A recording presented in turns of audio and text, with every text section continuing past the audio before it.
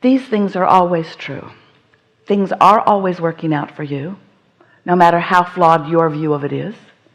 And you can get to everything that you want. There is nothing that, if this time-space reality is inspired within you, that cannot come to full fruition.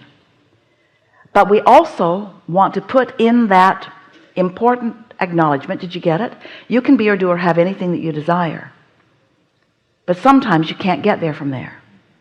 Now, sounds like a contradiction, Abraham. You said I can be or do or have anything, and then you said I can't get there from where I am. And we want you to understand that what we mean is you can't get there sometimes from the vibrational stance you're in. You got to get into a better mood. You've got to get into the receiving mode. You have to find a way of being receptive to what's in your vortex, because while your vortex, your inner being, source energy, and law of attraction are yielding to you constantly a path of least resistance, so that you can experience the deliciousness and the satisfaction of what you desire unfolding into the things of life, the experiences of life, the relationships of life, the monetary things of life, the piles of money of life.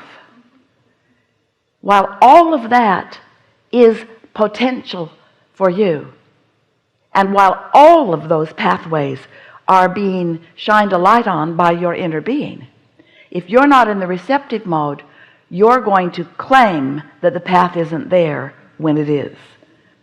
And we understand why you'd say that, because if you're not in the vibrational frequency where you can receive it, you're not going to receive it. So over time, we've wanted to help you to first accept that you are more than you see in these bodies, and next to understand that you are brilliant, beautiful creators, and that you came with the intention of creating for the purpose of satisfaction. We also want you to understand that this universe is vibrationally based, and so you have to accept yourself as a vibrational being, and you have to understand how it is that you offer vibration. You have to understand how vibrations turn to thoughts and how thoughts turn to things, which means you've got to understand what reception is. So when we say to you that you've done step one and you've filled your vortex full of enough things to keep you busy for 20 or 30 lifetimes, we're not kidding you even a little bit. In fact, we're so serious about this vibrational reality that we gave it a name. We call it this vortex, this spinning, summoning, collecting, and gathering up cooperative components for you. Wrote a whole book about it, a couple of books about it, so that you would accept its validity. And then we began saying to you, but you've got to get into the vortex. You've got to be a vibrational match to what's in there. And you've been patient with us over time. We hear you. Abraham, how can I get my money out of the vortex and into the bank?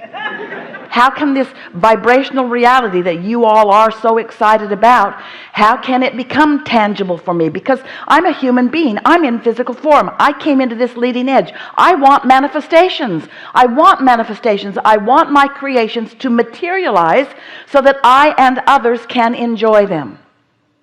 And we say, that's what we've been talking to you about for a while. And it is certainly what we want to talk with you about today. We want you to understand how you must, if you want that, get into the receiving mode so that you can receive the thought, the impulse, so that your timing can be good, so that you can be in the right place at the right time. There is so much that is being presented to you. You see, your inner being knows where you stand in terms of your manifestations, and those manifestations in relationship to the manifestations that you want. Your inner being knows where you stand in relationship to all of that, and knows what your path of least resistance is to get there. And did you notice we said your path of least resistance? Because if you weren't putting resistance on your path, there would be no resistance, and you could ask and it would be given instantly. Not just given like it is, but given and received by you like it is. So the only hang up is you're asking. That's good. You can't stop it. And it's being given to you. That's happening. You can't stop that either. But you can block yourself from being in the receiving mode of recognizing that it is being given. And why you usually do that is because you're not satisfied. We love you so much. You're not satisfied with the early form in which it is given. You want the money in the bank. You don't just want a vibrational clue. You want your lover with you, living with you, enjoying life with you. You just don't want to be guided over here and over here and over here. But you've got to find a way of accepting that it is a process, and it's a process that's coming to you at the speed and at the clarity to which you have achieved the receiving mode. The only thing that's slowing it down is your unreadiness to be ready. And why are you unready to accept the vibrational reality? Because you're so, we love you so much, enamored with what you're seeing and hearing and smelling and tasting and touching. And we don't blame you. We think that's a good thing. But do you see the tightrope you're sort of walking here? You got to find a way to be satisfied with what is and eager for more. You got to find a way to be willing to let the gestation process of the seed in the ground happen. You've got to be willing to let what's ready for you become more and more ready, and you must hold yourself more frequently, more chronically, in an attitude of belief in your worthiness, in your ability, and in the universal laws of the universe to deliver to you anything and everything that you desire. Sometimes you're in the receiving mode and others aren't. Sometimes they're in the receiving mode and you're not. Not such good connections. But when you are and they are and you come together, then wonderful things happen. Wonderful communications happen.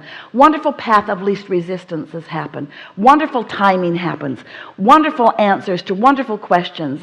When you are in the receiving mode, you are also in the giving mode. When you're tuned in and tapped in and turned on to this non-physical energy, then how is it that so often non-physical energy can express? You ever had a bird just show up and get your attention, and as you looked at it, you knew? At the same time you're seeing the bird, you know what that's about. You even might know who it is that's bringing you a message. And while the bird is going cheep, cheep, cheep, tweet, tweet, tweet, you're not hearing the sound of the bird. You're feeling the vibration of the bird.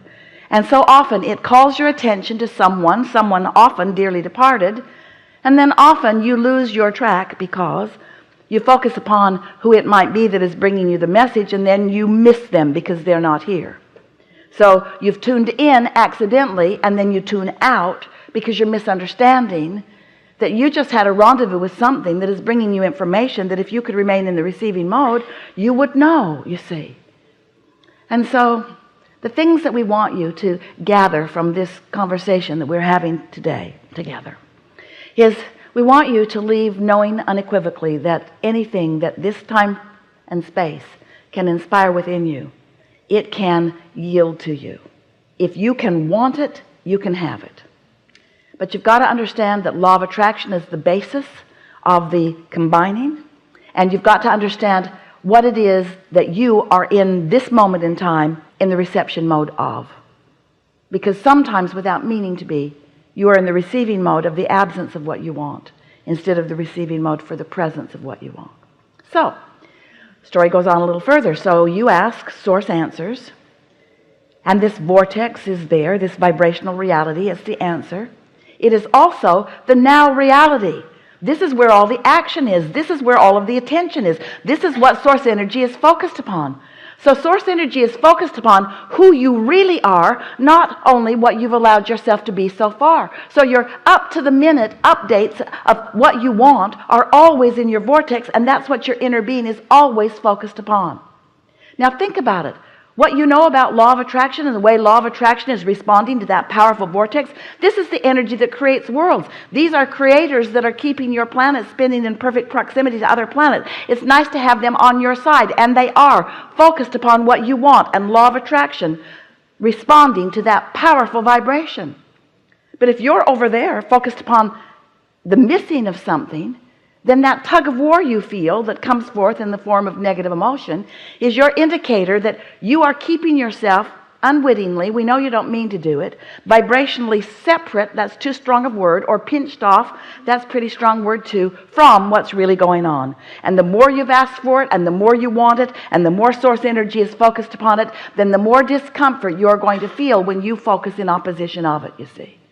So once you put all of these pieces together, once you understand that you are the creator of your experience, and that the only thing that has really gone wrong for so many of you is that you've misunderstood that when you ask that this process of creating is really 3 steps. You ask, source answers, and you've got to get into the receiving mode. How often do you hold yourself just asking the question over and over and over again? Where is it? I want it to come. Do you know that the vibration of a question and the vibration of an answer are different? The vibration of a problem and the vibration of a solution are different. You've got to get into vibrational sequence with what you're asking for. When you sit with the intention of what many call meditating, we'd like to offer a different label to it because there's resistance even in the idea of that. But if you can decide that you want to quiet your conscious mind enough so that the non-physical mind that is purely focused upon all that you've become and the wholeness of who you are, if you can find a way of tuning into the vibrational frequency of that, those vibrations, once you learn to sit there for a little bit within them, will begin to turn to thoughts. And when those thoughts come, you will feel and understand, while we don't want you to focus very much upon them, the pleasure and the satisfaction of that thought. And as you sit there, not distracted by current, what you want to call reality, but experiencing the whole of your now vibrational reality, what's in your vortex will be able to make its way into your manifested world through the pathway that is your non-contradicted mind. Does that sort of make sense to you? So, have you ever sat to meditate? Do you sometimes do that? Are you doing it on a semi-regular or regular basis?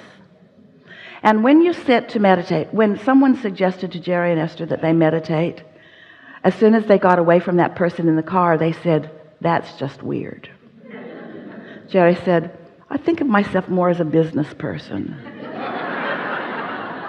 Meditation just seemed weird to them. That was many years ago, and to many it still seems weird today.